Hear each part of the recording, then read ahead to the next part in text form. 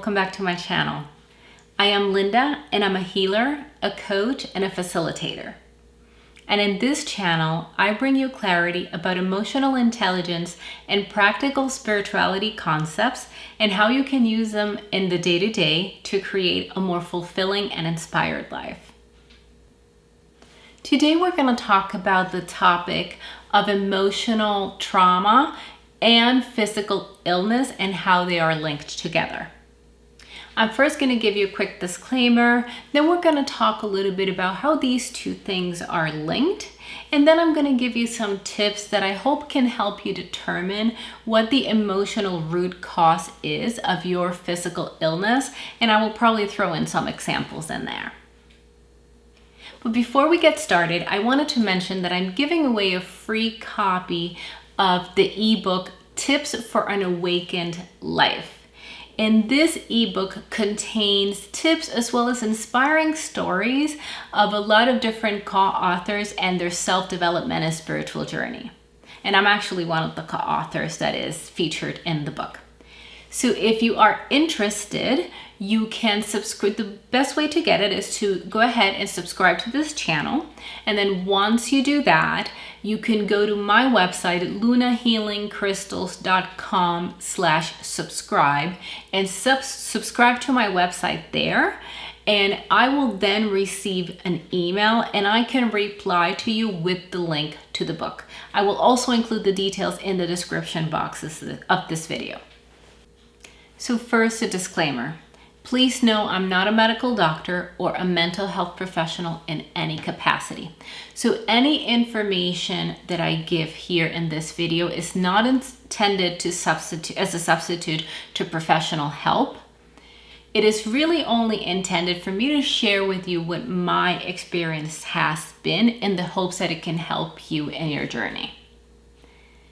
So with that said, because I am not a medical doctor or a mental health professional, I'm not going to be able to clearly explain and give you all the gory details of how these things are connected. And to be honest, I'm not sure that anybody really knows it entirely. I think there's a lot of data and a lot of information out there, and I do think that it's become very clear that there is a relationship and there is in fact a causal relationship. But I'm not sure that I've ever heard anybody explain it very clearly in a way that everybody could understand. So what I'm going to attempt to do here is to give you what my understanding is from what I've read and from what I've experienced in my own life, and hopefully that'll give you a clear picture of how these things connect with each other. So one of the first things that I can say is that the easiest way to look at this or to think about this is think about any time you have physical symptoms or sort of get sick or have unexplained symptoms or illness. You go to your doctor and what is the first thing that they say? Do you have a lot of stress in your life? Are you stressed? You need to reduce stress in your life. It's super annoying. It's true, but it is super annoying, right? So that is the first thing that I wanted to mention because that should give you an idea of how understood and how well known it is that your emotional state actually has a massive impact on your physical and mental health. And it is also now known that childhood trauma has a grave impact on brain development. And in fact, any type of trauma at any age has a massive impact on your brain, your emotional state, and therefore your mental and physical state as well. But there is now scientific data out there talking about how childhood trauma impacts your brain development, which then it has now been discovered that gives rise to a lot of mental health issues as well as substance abuse issues. And I don't really know that we needed data for that. I mean, most of us who've lived, for a few decades know people who suffer from substance abuse, people that have mental health issues, etc. Most of us if not all of us, has some mental health issues to some degree, or in one capacity or another. And the more we talk about this and the more research that comes out, the clearer it becomes the link between childhood trauma and those states. We also know that your emotional state can also have a massive impact on your physical body and your physical well-being. And a lot of the reading that I've done talks about how that very primal fight or flight reaction, right? And I think pretty much everybody's familiar with that. That reaction that your body has when it perceives, your brain and your body have, when it perceives imminent danger, right? A physical threat, that actually causes a variety in a sequence of reactions in your body to prepare you for a situation where you need to defend yourself. And actually, just as a side note, I believe that has been recently changed. It's now fight, flight, what's the other one? Freeze or appease. Fight, flight, freeze, or appease. And in any case, so your body is reacting to a physical threat, right? So if you're in the jungle and you are being chased by a tiger or a lion, that's appropriate, right? That's an appropriate reaction. You want your body to react that way. However, what we know is that also can happen as a response to an emotional trauma. Now, of course, emotional trauma can include a physical threat. If we're talking about a child being abused, or even an adult, a situation of domestic violence where another person is being physically abused, right? That's not only emotional, but it's trauma, but it's also a physical threat. But even in the absence of a physical threat, if there is a perceived emotional threat, which is, emotional trauma, something like emotional abuse, for example, those types of things also create that same physical reaction in your body. And I think a good example of that is when we talk about people that suffer from PTSD from a very traumatic event, or from war, veterans, soldiers of war that suffer from PTSD. Every time they get a PTSD get re-triggered, they are re-experiencing that event that caused the trauma. And even though that experience is actually not happening physically in that moment, their body is having the reaction to a threat, to a perceived threat. And what that does is that actually causes a heightened level of stress in your body, and it redirects all kinds of functions in your body. Now, that is what is supposed to happen, again, if you're running from a lion. But if you're not, that sustained response over an extended period of time can actually cause a lot of changes and a lot of damage in your physical body. So again, I'm not going to go into much more detail than that because I'm not a medical doctor, and to be honest, I'm not sure that I understand all of the ins and outs. To be perfectly honest, I don't think anybody really does. But that's pretty much the gist of it. That's how those things connect. Now, the one thing that I also want to add is that part of my practice is working with energy healing and trauma healing, right? And there is a spiritual and energetic component to this as well. Any trauma that we experience, be it physical and or emotional, has an impact on our energy field, right? On our energetic. And that in turn feeds into each other. So the physical or emotional trauma can impact your energy field, and shifts in your energy field feedback and can also impact your physical body. So that's pretty much how all those pieces connect together. That I say that to explain why it is so important for us to focus not only on our physical health, but also on our mental health and our emotional health. And I understand that when a lot of people talk about mental health, going to a therapist and so forth, that also includes emotions. Or most people interpret that as including emotions, but that is not actually always true. So I want to be very clear about that the emotional component here is also very important.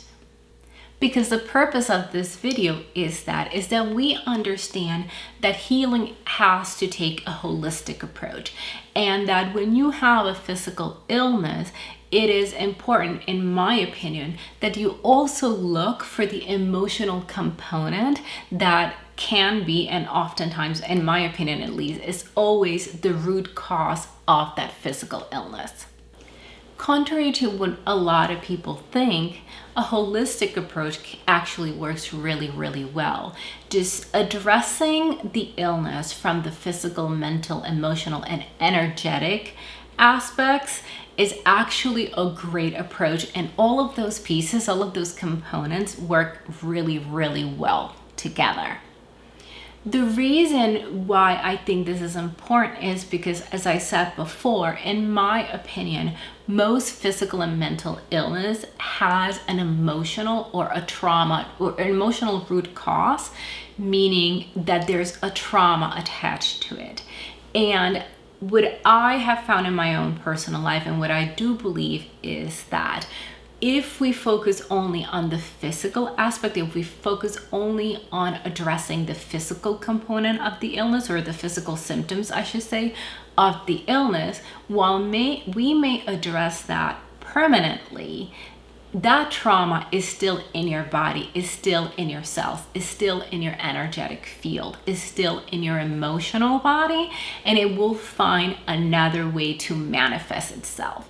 That specific physical or mental illness may be cured, but it will move on and it will find another outlet, because I am a strong believer that your subconscious mind, your emotions, your trauma, you can repress it and suppress it temporarily, but eventually it will manifest itself, because it needs to be expressed. It wants to be expressed, and it will always find a way. And the reason why it oftentimes expresses itself, or very often actually expresses itself physically, is because it's the best way to ensure that that trauma gets addressed. And the best way I can explain that is, right, if you have a situation where, say, you break up with someone and it's a very traumatic experience, you're in a lot of pain and a lot of suffering for whatever reason, right? That romantic relationship broke apart and you are really, really suffering. Most people won't spend the time, well, a lot of people do, but not everybody spends the time going to therapy and trying to address all of the trauma that either was created or triggered, the re-traumatization that happened as a result of that breakup. But a lot of people, myself included, will eventually start showing physical symptoms. So one example for me is a relationship that I had, I don't know, over a decade ago now. It was actually, the breakup of that relationship was actually very traumatic for me. And I had stopped going to therapy at that time. I wasn't going to therapy, so I didn't really have an outlet to address all of the suppressed trauma and emotions that I had, suppressed and repressed both. So I wasn't going to therapy or working on that trauma. But what ended up happening is that I started having a lot of different physical symptoms, very random, very strange physical symptoms, to the point that they thought that that I had fibromyalgia. Long story short, looking back on those times now, I realized that that was trauma that I was holding onto in my body. And it was trying to tell me that something needed to be addressed. And the easiest and best way for that to happen is through a physical symptom. Now, what I will say is that normally before the physical illness manifests itself, you've probably been getting a lot of subtle signs for a very long time. Sometimes this takes decades, especially when we're talking about childhood trauma. As you're growing up, usually your teenage years, early 20s, you start getting some physical symptoms here and there. And a few things, a few patterns that are letting you know that there's something physical here that is tied to an emotional trauma. But it can take a very long time, like I said, even decades, to develop into a full-blown, pretty serious physical condition. I'm not saying that that's true for everybody. I'm sure in some cases it's a lot of a faster, shorter time frame. But in my own personal experience, a lot of the physical symptoms that I experienced was after a couple of decades of unresolved emotional trauma that I had been carrying around. And that what happens is that we're oftentimes so out of tune with ourselves and our own emotions that we don't even notice. I don't believe in, again, in my experience and what I've had from my own personal journey, as well as the people around me, what I've seen is not that people are actually willingly ignoring their trauma, is that people have actually either repressed their trauma to such an extent that they're not even aware of it. I know in my own experience, I wasn't even aware of a lot of my own childhood trauma until I was well into my 30s, actually, I believe. Yeah, it was my 30s, I think like 31, 32. So it's not something, I'm not blaming anybody for this. You know, I went through the same process, but it gets to a point, you know, you have been getting subtle signs, but it gets to a point where your body basically says enough. So I would say that is akin to a parent reprimanding their child that is misbehaving, right? So the child may be misbehaving in the corner and the parent looks at a child and it first starts with a look or two, right? And then there's maybe a verbal reprimand, right? Or a verbal threat. And then eventually that escalates to the point of a timeout for the child, right? But it doesn't go from 0 to 100. It slowly escalates and develops into, in this case, a physical illness. So ideally, we want to catch the situations before they developed into a full-blown physical illness. And in order for us to do that, we really need to learn to attune ourselves to our emotions and to our emotional state and really work at understanding and resolving our own trauma. And one other example that I can give of myself is I suffer from migraines. I've had migraines since I first got my period at the age of 13. I think I still remember the specific date, but in any case, about a month after I got my first period, I started getting migraines. So physically, you could say that is a hormonal thing, and it is. And in addition to that, I've now learned to recognize that migraines for me are a pattern of boundaries and repression and suppression. So that is a very tricky thing to explain in only a couple more minutes, and I want to try and keep this video under 20 minutes.